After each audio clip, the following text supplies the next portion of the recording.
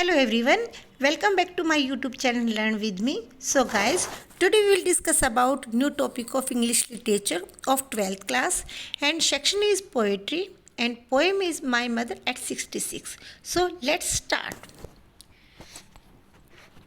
Guys, My Mother at 66 हमारी poem है. We read about the poetess और poetess हमारी है कमला दास. कमला दास का जन्म मालाबार केरला में हुआ और she recognised as one of the India foremost poet और ये फॉरेमोस्ट पोइट के रूप में जानी जाती हैं. फॉरेमोस्ट पोइट्स का मतलब होता है महत्वपूर्ण कवियों में इनकी पहचान बनी है. Her works are known for their originality, versatility and individual flavour of the soil. ये जाने जाती है अपने ओरिजिनलिटी की वजह से और इनके अंदर बिल्कुल प्योर मिट्टी का जो सोइल का जो टेस्ट होता है, जैसे पहचान होती है कि अपने देश के बारे में ही लिखती है, ऐसा फ्लेवर इसके नॉवल में मिलता है. Kamala Das has published many novels and short stories in English and Malayalam under the name Madhavikutty in addition to 5 books of poetry.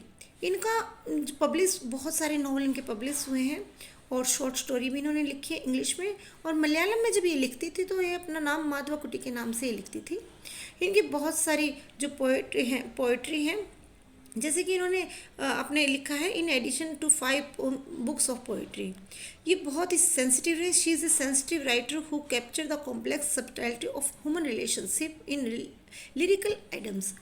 जो ये कमला दास पोइट रही हैं ये बहुत ही सेंसिटिव रही हैं और ये हमेशा से ही अपने ह्यूमन रिलेशनशिप के बारे में खुलकर इन्होंने अपना लिरिकल आइटम्स दिए हैं और यही इसकी ख़ास बात है इस पोइटिस की.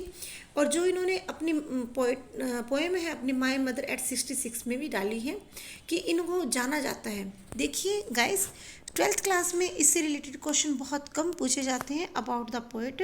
फिर भी हमारी NCERT है में दिया गया है तो हमें पढ़ना है. और जैसा कि कमला दास के बारे में जितना भी NCERT 12th की किताब में दिया गया था वो हमने सारा पढ़ा है. बुक्स में जितना भी मटेरियल था हमने सारा डिस्कस किया है. देखिए ये वाला पोर्शन हमने डिस्कस किया है. तो आगे हम पढ़ते हैं before you read. Before you read में इन्होंने लिखा है एजिंग इज नेचुरल प्रोसेस.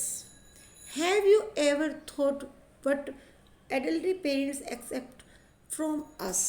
ये कहना चाहता है कि बूढ़ा होना एक प्रोसेस है, नेचुरल प्रोसेस है.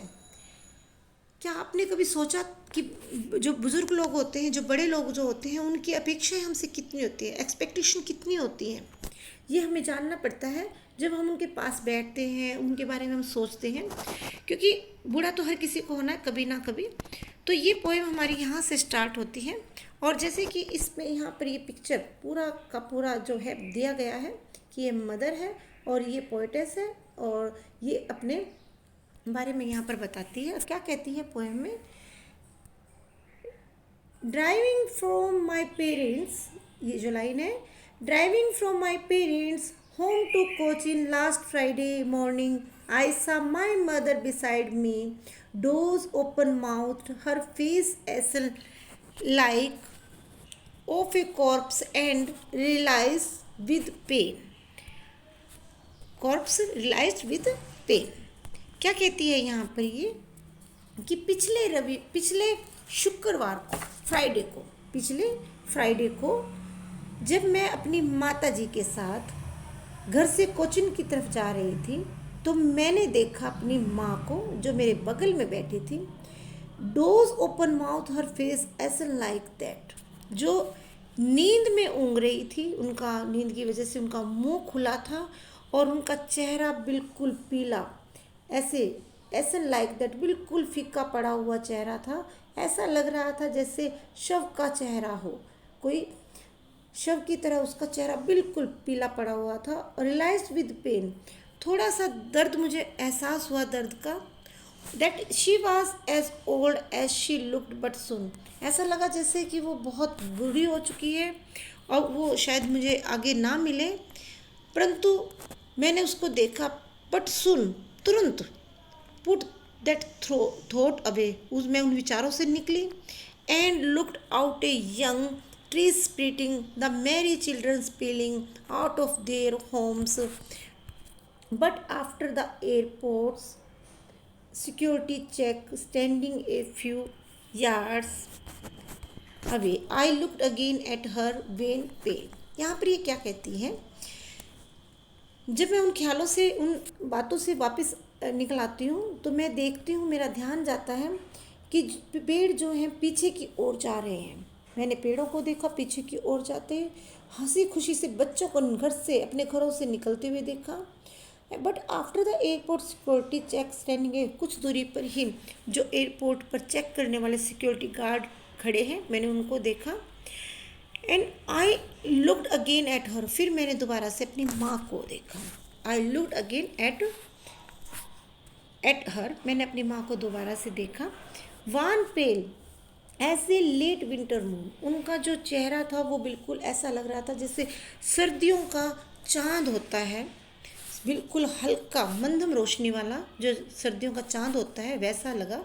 And felt that old familiar एक, और मुझे फिर वही पुराना दर्द, जो मेरा पुराना फैमिलियर एक ही है, पुराना दर्द, माई चाइल्डहुड फियर, मेरा बचपन का डर।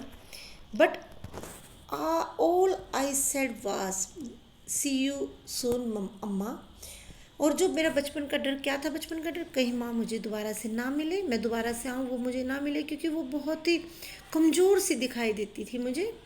और मैंने कहा कि सी यू सून अम्मा, जल्दी ही हम मिलेंगे। And I did was smile and smile and smile, फिर मैं मुस्कुराई मुस्कुराई और मुस्कुराई। यहाँ पर इस पोएम में जो इम्पोर्टेंट बात वो ये है कि इसमें सबसे इम्पोर्टेंट चीज़ क्या है कि आपसे पूछा जाएगा सबसे फर्स्ट ऑफ ऑल, तो आपसे पोइट का नाम पूछा जाएगा कि माय मदर एट 66 के पोइटेस कौन है या पोइट कौन है, तो इसका आंसर आपका रहेगा कमला दास। आपसे और पूछा जाएगा कि जैसे ये पोएम है ये किस प्रकार की पोएम है, ये पोएम ऑटोबायोग्राफिकल पोएम है बेटा, क्योंकि ऑटोबायोग्राफिकल पोएम का मतलब है ये पोएट ने अपने बारे में, खुद अपने बारे में लिखा है। कमला दास ने अपनी माँ का जिक्र करते हुए इस पोएम को लिखा है।